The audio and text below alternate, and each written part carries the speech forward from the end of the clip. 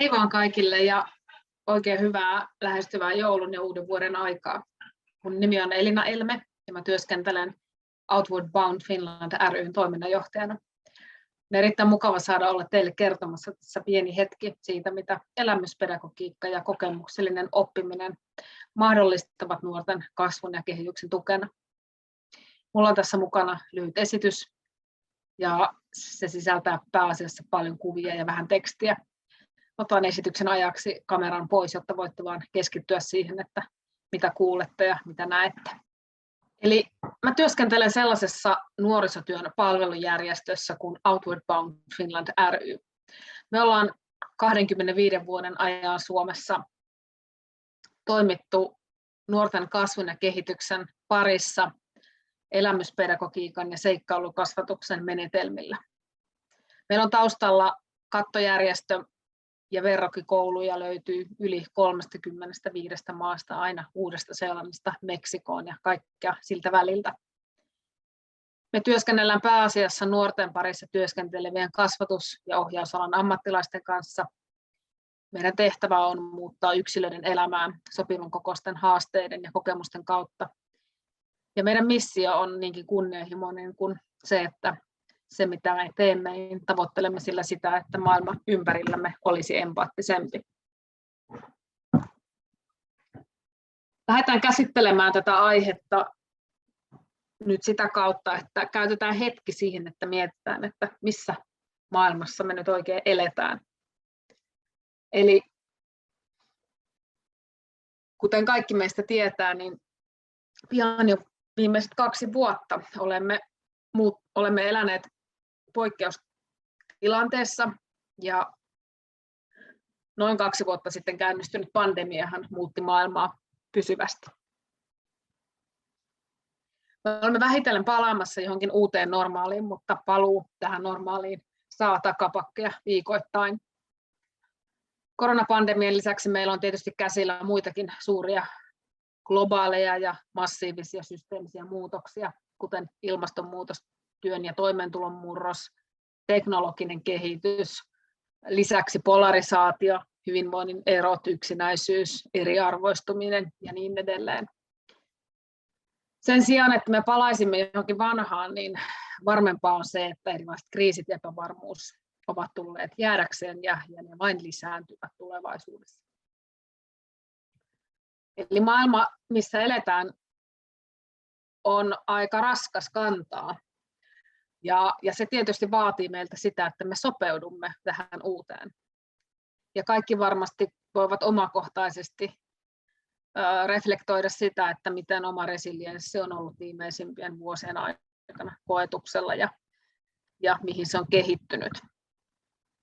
Eli jotta me kykenisimme sopeutumaan, koska muita mahdollisuuksia meillä ei ole, jotta me olisimme ehkä valmiimpia kohtaamaan sen huomisen maailman, niin meissä yksilöissä tulisi tietysti systemaattisesti vahvistaa niitä taitoja, jotka auttaa meitä siinä sopeutumisessa ja huomisen kohtaamisessa.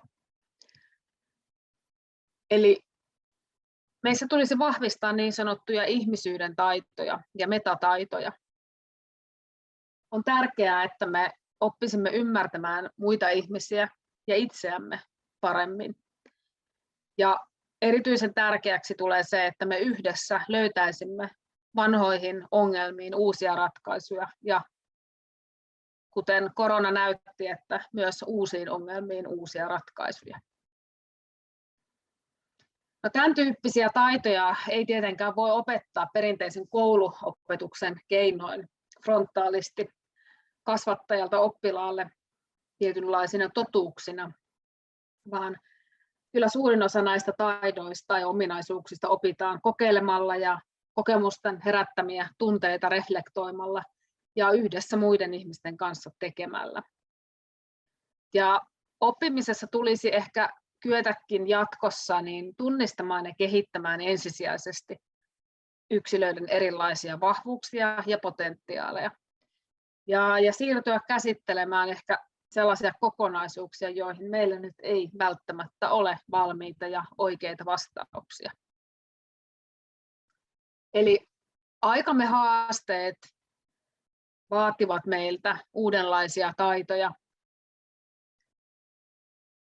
Ja kerronkin nyt tässä omassa pienessä sessiossani siitä, että miten se elämyspedagogiikka ja kokemuksellisuus voivat olla apuna ja tukena näiden uusien taitojen oppimisessa tai vanhojen meissä olevien taitojen vahvistamisessa.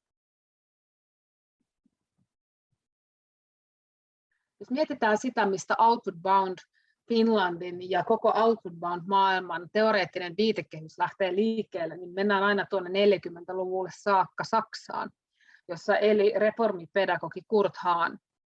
Hän oli opettaja ja kasvatuksellinen vaikuttaja ja vahva humanisti, jonka mielestä yhteiskunnan tehtävänä on mahdollistaa sen kansalaisille mahdollisuuksia löytää omat vahvuudet. Hänen tavoitteena ei koskaan ollut kasvattaa yhteiskuntaan hiljaisesti sopeutuvia yksilöitä, vaan sellaisia vastuunkantajia, jotka ovat valmiita muuttamaan yhteiskunnan epäkohtia.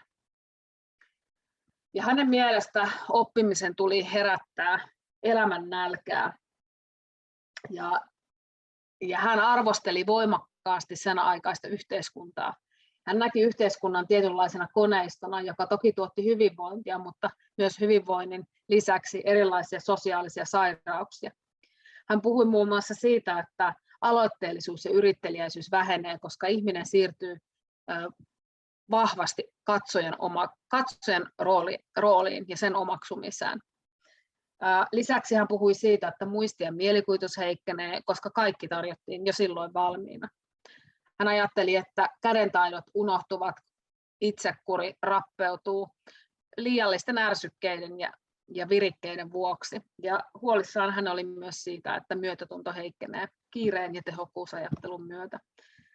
Eli jos nyt palataan 40-luvulta tähän päivään, niin kovinkaan paljonhan ei ole muuttunut. Ajassa on menty 80 vuotta eteenpäin, mutta edelleen nämä sosiaaliset sairaudet ovat meillä täällä. Ja elämyspedagoginen ajattelu on ikään kuin lähtenyt liikkeelle sellaisesta yhteiskuntakritiikistä, eli on havaittu ympärillämme olevia asioita ja haluttu puuttua niihin kasvatuksen keinoin. Lapset ja nuoret elävät hyvin paineistetussa maailmassa tällä hetkellä ja täytyy sanoa, että varmasti jokaisella sukupolvella on ne omat raskaat haasteensa olleet kannettavana ja ei ne tämänkään sukupolven haasteet kovin kevyitä ole. Vaikka moni asia on tehty helpoksi, niin nuorilla ja lapsilla on kannettavinaan suuria haasteita, jotka eivät varmastikaan ole sieltä helpoimmasta päästä ja niihin pitäisi kyetä sekä sopeutumaan, mutta myös löytämään ratkaisuja. Nuoret kantaa mukanaan aika paljon erilaisia rooleja koulussa, kotona ja vapaa-ajalla ja ovat jatkuvan mittaamisen ja arvioinnin kohteena. Arviointia ja mittaamista ei tapahdu ainoastaan siellä koulussa, vaan myös vapaa-ajalla. Lapsilla ja nuorilla on toki paljon erilaisia mahdollisuuksia ja vaihtoehtoja, mutta aika harva niistäkään on pysyvä. Sen lisäksi meillä on tietysti mielenterveyden haasteita, syrjäytymisen haasteita, eriarvoistumisen haasteita, jotka koskettavat suurta määrää nuorisoa ja lapsia. Ympäröivän maailman suuret muutokset ovat varmasti omiaan aiheuttamaan sekä ahdistuneisuutta, pelkoa ja epävarmuuden tunteita. Ja meillä Suomessa on vuonna 2016 tullut voimaan uusi opetussuunnitelma, joka sisältää paljon elämyspedagogisia elementtejä, mutta sen toteuttamiselle on ehkä suurimpana esteenä se, että koululaitoshan on rakennettu aivan muiden periaatteiden nojaan ja siksi tällainen pedagoginen lähestymistapa, minkä lopputuloksesta emme voi olla varmoja, niin on tietysti omiaan herättämään epäilyksiä ja ehkä hieman vastustustakin. Mutta ei se maailma kovin helppo meidän lapsille ja nuorille ole.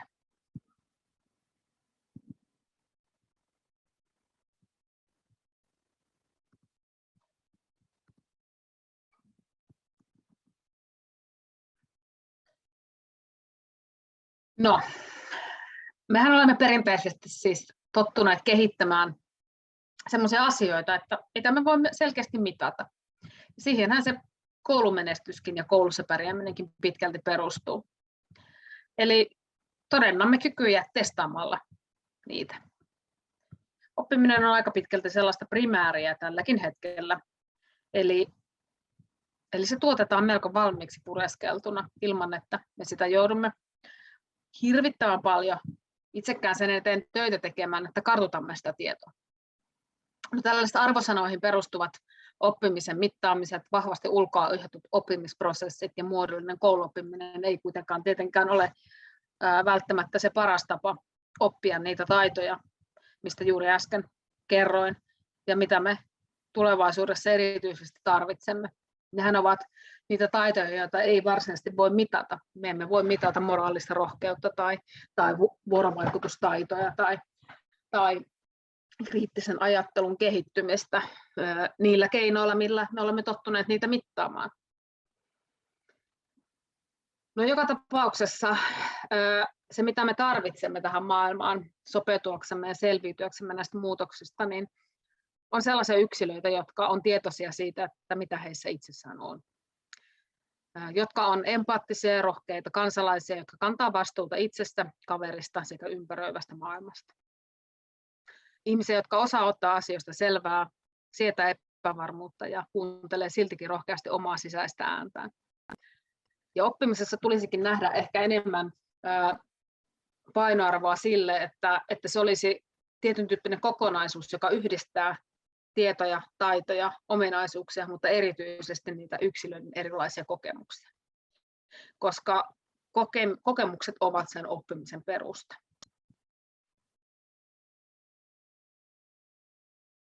Elämyspedagogiikan tavoitteena on siis herätellä seikkailunhaluista tutkimusmatkailijaa.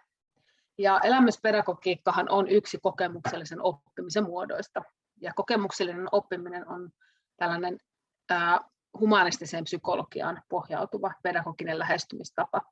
Ja itse asiassa sen on sanottu olevan tulevaisuudessa jopa ainoa tehokas ja toimiva pedagogiikka. Elämyspedagogiikka on kokemuksellista. Se on kokonaisvaltaista, yksilöä arvostavaa ja innostavaa yhdessä oppimista, jossa erilaiset kouluympäristön ulkopuoliset ympäristöt tarjoavat erikokoisille kokemuksille laaja-alaisia mahdollisuuksia ja raameja. Elämyspedagogiikan voidaan nähdä olevan tietynlaista kokemuksellista arvokasvatusta, jossa nuoria motivoidaan toimeliaisuuteen, osallisuuteen ja omaan elämään vaikuttamiseen. Prosesseissa korostetaan aina yksilöiden arvoa, ainutlaatuisuutta ja luovuutta. Ja koska se hyvin usein tapahtuu perinteisten luokkahuoneiden ulkopuolella, niin se valmistaa oppijoita toimimaan todellisessa maailmassa. Seikkailullisten ja elämyksellisten elementtien käyttäminen kasvatuksessahan ei ole mitenkään uusi idea. Eli esimerkiksi jo Platon ja Aristoteles ovat omana aikanaan herättäneet keskustelua siitä, että miten lapsia voitaisiin kasvattaa niin, että he oppisivat kantamaan niitä velvoitteita ja vastuuta, joita aikuisuus heille tuo. Ja Aristoteles oli myös sitä mieltä, että paras tapa opettaa hyveet on elää ne, eli kokea asioita ja sitä kautta ymmärtää niiden merkitys.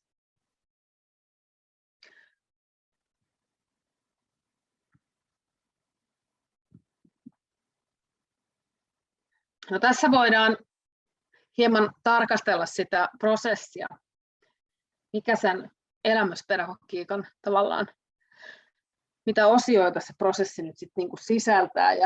Ja haluan nyt tässä korostaa, että kysymys ei ole mistään taikatempuista tai jostain yksittäisistä harjoitteista, vaan puhutaan tällaisista prosesseista tai ehkä jopa tavasta tarkastella maailmaa. Kaikki lähtee liikkeelle siitä, että herätetään uteliaisuutta, joka kohdistuu uudenlaisiin mahdollisuuksiin. Ja se on itse asiassa siinä prosessissa se ehkä kaikkein merkityksellisin kohta myös. Eli herätetään uteliaisuus jotain uutta kohtaan. Ollaan lähdössä johonkin seikkailuun, joka voi olla jotain aivan muuta kuin mitä tämä meidän kuva tässä meidän edessämme nyt ehkä indikoi. Mutta joka tapauksessa se uusi hieman herättää meissä ajatuksia ja tunteita.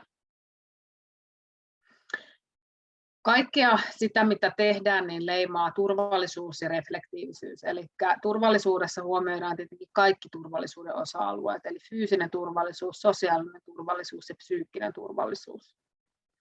Ja erityisesti kun me toimimme ryhmissä, niin se psyykkinen ja sosiaalinen turvallisuus korostuvat. Kun lähdetään sitten reissuun, niin me hyvin nopeasti havaitaan, että me omaksutaan uudenlaisia rooleja. Ja se, mistä itse tykkään kovasti siinä, kun poistutaan normaalien arjen ympäristön ulkopuolelle, on se, että me voidaan rauhassa ja turvallisesti riisua niitä rooleja, joita me kannetaan meidän arjessa. Ja erityisesti nuorten parissa niin ne roolit voi vaikka keikahtaa aivan päälaelleen. Luonnossa toimiminen automaattisesti pakottaa meidät tekemään enemmän asioita yhdessä ja me jotenkin hakeudutaan luontevammin muiden seuraan. Matkan jatkuessa me kohdataan jatkuvasti uudenlaisia haasteita, ongelmia ja ratkaisuja, joiden ratkaisemiseksi ja selviytyäksemme niistä me joudutaan kantamaan vastuuta ja olemaan omatoimisia. Eli me joudutaan harjoittelemaan niitä metataitoja. Me joudutaan kantaa vastuuta itsestä, me joudutaan kantaa vastuuta kaverista. Me voidaan kohdata sellaisia haasteita, kuten yöpyminen, kylmyys, ruokailu, aivan ihmisen perustarpeita, joita emme varsinaisesti tässä hyvin helpoksi tehdyssä arjessa huomaa.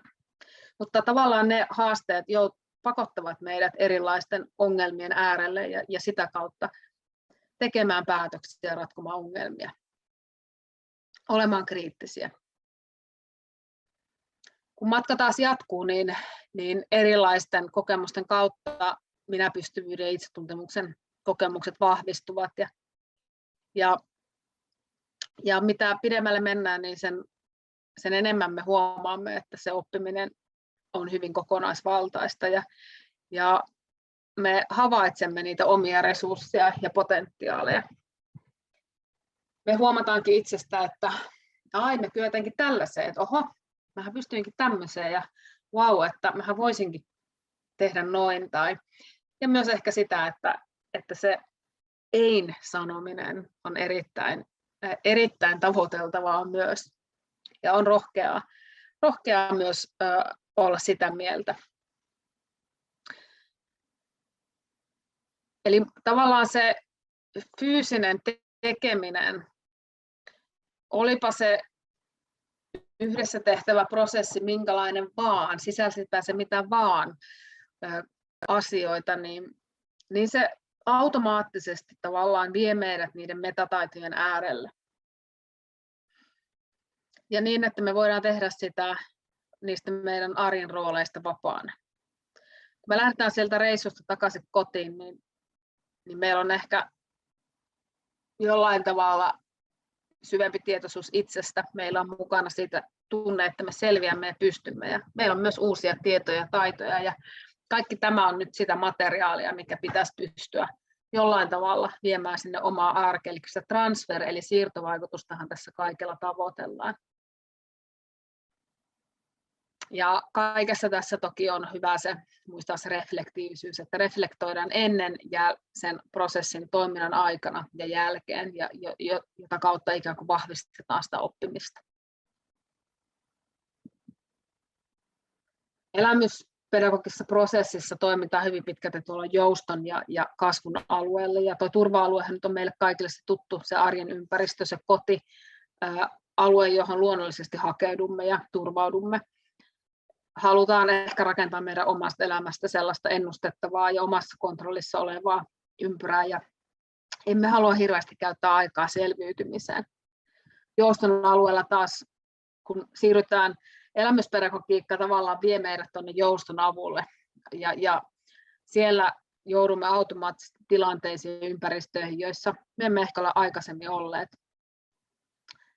Ominaista on ehkä se, että se toiminta herättää erilaisia tunteita, kuten jännitystä, ahdistusta, ehkä kuormittavuutta, turhautumista, väsymystä. Ja siellä jouston alueella ehkä ensimmäistä kertaa tunnemme sellaisia asioita, että haluaisimme kääntyä takaisin ja sitten eivät olekaan enää omassa hallinnassa, joten haluaisimme palata sinne turva-alueelle takaisin. Ja siellä alkaa sitten pikkuhiljaa herätä niitä tunteita, joita ehkä nuori ei itse osaa sanottaa, ja siellä sitten taas kasvattajan rooli on aika merkityksellinen, eli tunnistetaan ja sanotetaan niitä nuorten tunteita yhdessä heidän kanssaan.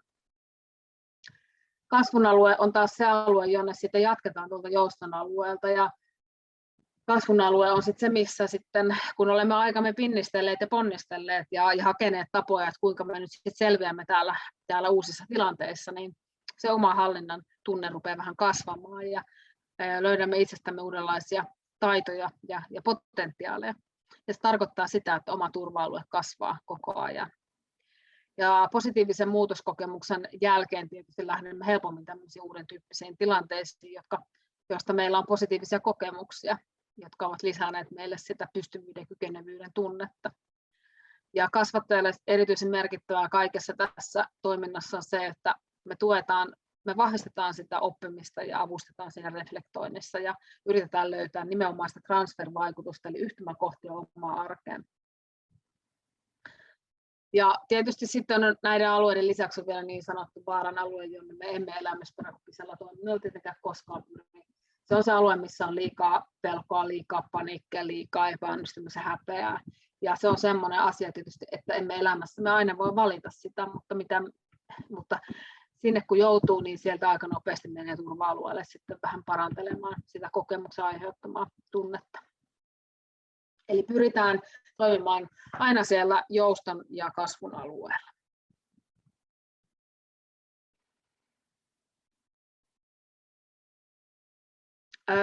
Omakohtainen kokemus luo perustan kaikille oppimiselle.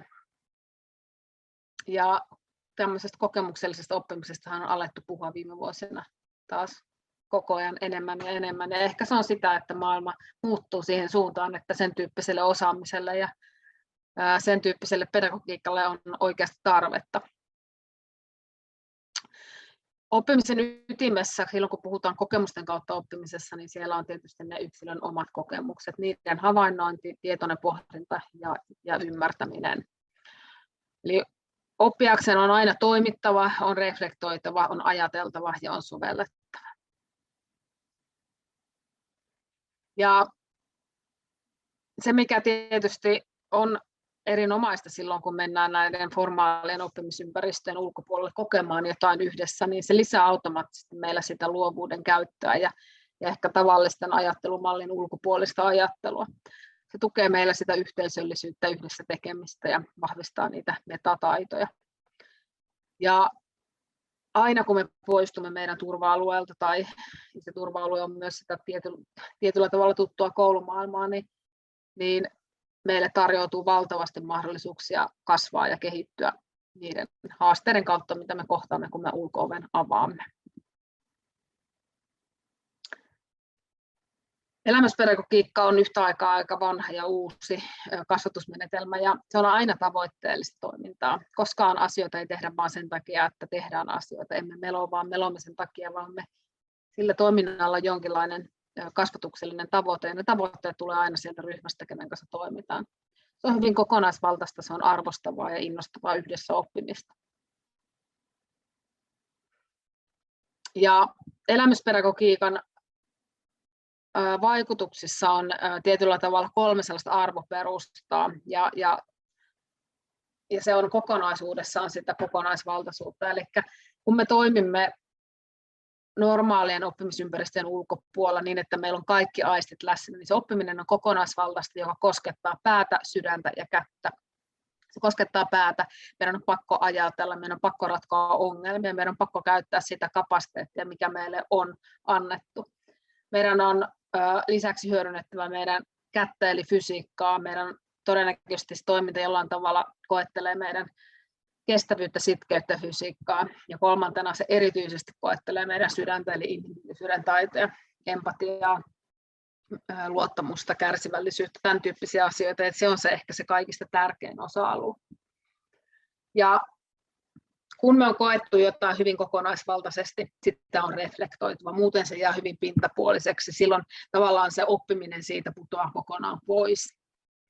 Oppimisreflektoinnin tavoite on tietysti aina lisätä sen osallistujien tietoisuutta omasta itsestä, omasta toiminnasta ja omasta tunteista ja nostaa esille itselle merkityksellisiä asioita.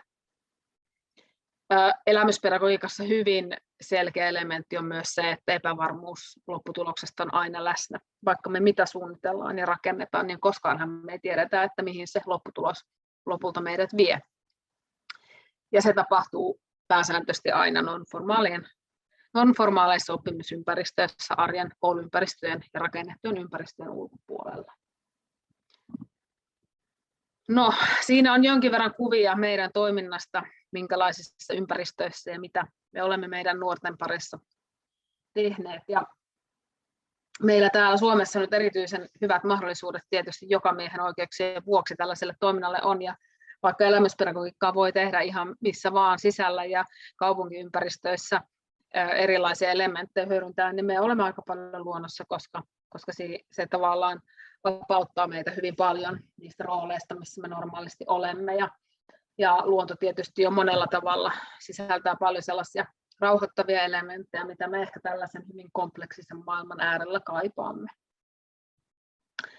Hyvin tärkeä tausta-ajatus on meille se, että jokainen on hyvä ja jokainen kyllä oppii omalla tavallaan ja omassa tahdissaan, ja se luonto vaan tarjoaa sille sellaisen sopivan rauhan. Sen lisäksi tietysti luonto tarjoaa meille korkeamman fyysisyyden, korkeamman toimijuuden. Se tuo meitä ihmisiä automaattisesti lähemmäs ja pakottaa meidät tekemään enemmän ryhmätyötä ja vuorovaikuttamaan toistemme kanssa. Siellä tulee eteen autenttisia haasteita, sää, eteneminen, kaikki perusselviytymiseen liittyvät asiat, jotka tavallaan vapauttaa meitä sellaisista hirvittävästä ajattelumäärästä, missä me ehkä olemme meidän arjessa, mutta pakottaa meitä käyttämään omia potentiaaleja eri tavalla.